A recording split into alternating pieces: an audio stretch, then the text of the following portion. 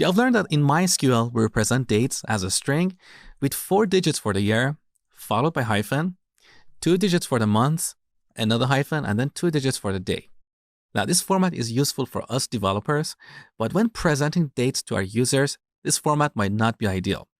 So we have a couple of functions for formatting dates and times in a more user-friendly way.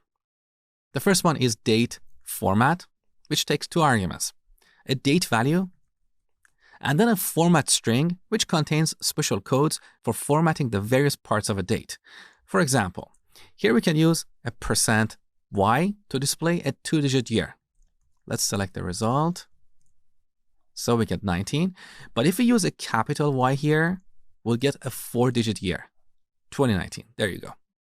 Similarly, we have %m for displaying a 2-digit month, and we can change this to a capital M to get the month name. So this is a more user-friendly date. Now we can also add the date part, so %d, and with this format string, we get March 11, 2019.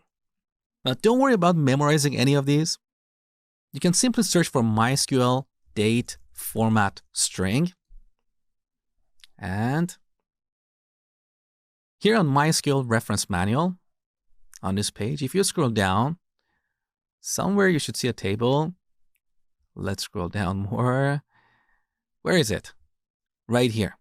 So in this table, we have all these format specifiers and their description. So here's the date format function. We also have the time format function, very similar, but here we use other format specifiers. For example, we can use %h for the hour, then colon, followed by %i for the minutes. We can also add %p for the PM or AM. There you go. So we use the date format and time format functions to format our dates and times.